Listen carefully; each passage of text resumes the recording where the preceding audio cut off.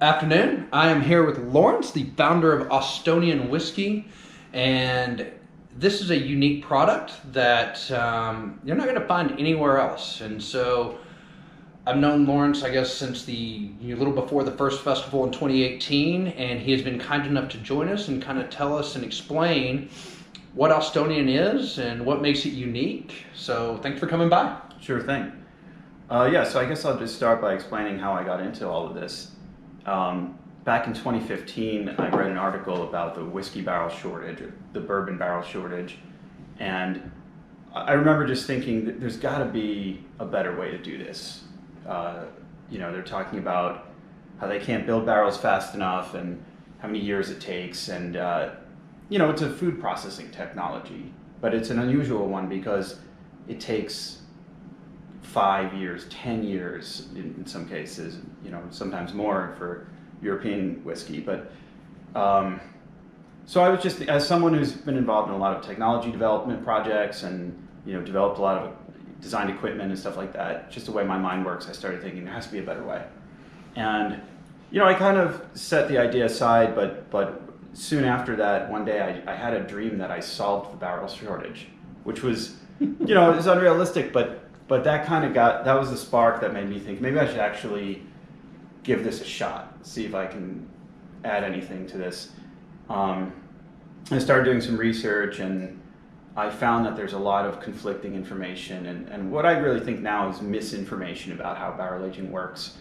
So I had to do a lot of my own testing, and I originally tried a bunch of things that didn't work, but eventually kind of figured out, okay, here are some things that actually help on a small scale. Originally, I couldn't buy untaxed alcohol, of course, so and I couldn't distill legally, so I would just go to the store and find like Buffalo Trace moonshine or White Dog. The White Dog, yeah. Yeah, just so I knew I had something standard to start with, and I'd use oak segments or different types of oak to get oak into it and run different processes on it and see what I could do. So, and eventually I decided, I actually have something here. I'm going to try to commercialize this and scale it up. And that started a years-long process of all of the boring side of it, the licensing and all of that. It is a process. Yeah. So you were talking about, how you put oak into it, and then it's a process to do it. So you're talking about technology. What can you share about your process and technology? Yeah, so basically the adding of the oak and the processing to get the final flavor are really separate things. I can take something that's already had oak added, already been in a barrel, for example, and I can process it to make it taste like it's been aged many years longer than it has. I chose to kind of go all in. I figured if I'm not going to use barrel aging to get as the finishing process, I might as well not use the barrel. Okay. So for my first product, what I decided to do is use oak segments. And actually I had to try, they sell oak in all different, it's the same oak that goes into a barrel, American white oak. But you can buy it in all different shapes and sizes, all different levels of toast and everything. So I tried different sizes, different toast levels, and eventually decided on a certain size. And it's a balance of how long do you do it for, how long do you leave it in there, and how much oak you're going to get, how much extraction of different things. But then after that, the oak comes out, and then I run this process, which it's really a series of processes. And I'm always iterating. So it started as, okay, I'm going to do this, and then we do this, and then there's a few things, and over the time I've sort of abandoned certain parts of the process and added new things. Okay. So I'm always improving. All right, so you talked about the technology being, the segments, right? So you're using toasted segments, and that's where we're getting the oak and the tannin flavors that we're doing, right? So it is a little bit mellower on the nose, a little bit sweeter. So can you share what kind of distillate you're bringing in? Yeah, it's a mixture of two distillates. That one is a bourbon distillate, one is a corn whiskey distillate. Okay. So that brings up the overall percentage of corn, which you can taste that sweetness. but you'll still. I was going to say there's still a little bit of spiciness in there, and I'm guessing it's a rye-based bourbon. Exactly. It's. There is a little bit of just. I mean, it's what 90 proof, right? So it's still a 90 proof whiskey, and that's something you can still taste. You're tasting 90 proof alcohol. I get a little bit of that alcohol flavor, but not. It's mostly. I get a little bit of stone fruit in there. I think it's stone fruit, but I do get a little bit of vanilla. But I do pick up on the oak. In the nose mostly, not necessarily in the mouth, but. And it's interesting that oak, if you smelled it before I processed it and tasted it before I processed it, you would definitely not want to drink it. Okay, fair enough. It's transformed considerably. Ah, see, now that's what we should have done for everybody is brought the White Dog and compared it to this. And just to see the reaction on our face when we taste it, that might have been an interesting experiment. But, well, I mean, so it is a little bit higher corn based on what you're talking about, which is going to make it a little bit sweeter than, especially if you're used to drinking a, cask strength bourbon.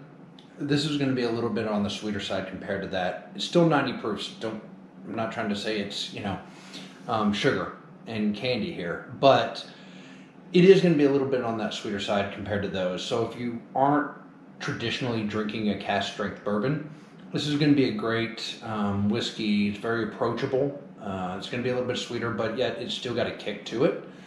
So it's kind of a nice mix between a really high proof bourbon and a corn whiskey. So, which is the two distillates that you're using, and then that you get the oak and all that from your process. So, I think we said this takes 5 weeks, give or take. Yeah. So you're getting a lot of flavor out of this based on your process. So right now this is the only product you have. Right. And you'd mentioned that there are some potential partnerships with Texas-based distillers that you're looking at. That's what I would like to move towards. There's a lot of good distillates coming out of Texas now, more and more. And I've tasted some really good stuff, and I would like to, going forward, I would like to do some products based around Texas-made distillate. I think that would be a lot of fun, and I think it would be fun to compare this product that's bringing in distillate from two different sources to the product that you do that's Texas-based, and doing a side-by-side comparison and see what the difference is. Being that yours is a technology, based aging process, is that fair to say? Versus a nature's aging process, I'm curious to know how ultimately the quality of the White Dog new make going into it affects the outcome. I actually think it's pretty important. Okay. Even though I'm the aging guy, I actually, and I say that from experience. I've tried even just changing the ratio that I blend the two distillates at. A small change in that ratio changes the flavor enough that people who love the product don't like it anymore. So I had to keep that, because at one point I tested out different things, gave it to some people who liked the product, and it's pretty cut and dry. So yeah, I think distillate is actually very important, even with the amount of oak that's being added here. So we're looking at potentially getting an even better product. Absolutely. If it all works out the way you want it to. Absolutely. Okay. Oh, I would only go to a better product. Well, I would only you do would it never backtrack. I understand that, but I'm just saying it's instead of just an equal product. Right. Based on what these distillers in Texas are doing, I would imagine that we get a stronger product out of it. Yeah, I think so, especially with, and they're pretty much mostly pot distilling, which I found actually has a big influence on the flavor. Oh yeah, pot versus column. There's a difference in that flavor profile. Yeah, even though, and it's interesting because the vast majority of bourbon, I think the only major bourbon that is pot distilled, from what I know, is Woodford Reserve. Maybe there's a couple others, but most of them are column. A lot of them are. Balcones just made their pot distilled bourbon a core set of their product. From the big ones, from the big guys, yes. I think most of them, you're right, are column distilled. but Woodford's a popular product as well, so not a bad pot stills. I like some pot still bourbon and whiskey in general. I mean, Scotch, for example. I mean, I love a good Scotch, but no, I think what you have going on, what you're doing it's unique, and I think there's something to be said for that.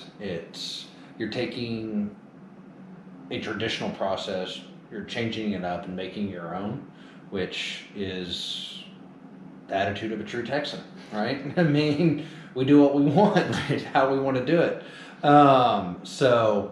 And that's a bold move to do in an industry that is very much about traditions as well. So, and congratulations to that. Guys, I invite y'all to buy a bottle of Austonian. Come out to the 2019 Texas Whiskey Festival. It's April 19th at Star Hill Ranch. Tickets are on sale. Try Austonian and others and make a judgment call for yourself. We're just sharing what information we can, giving you a little bit of backstory and a little bit of flavor profile, but ultimately the call is yours. So, till next time, cheers.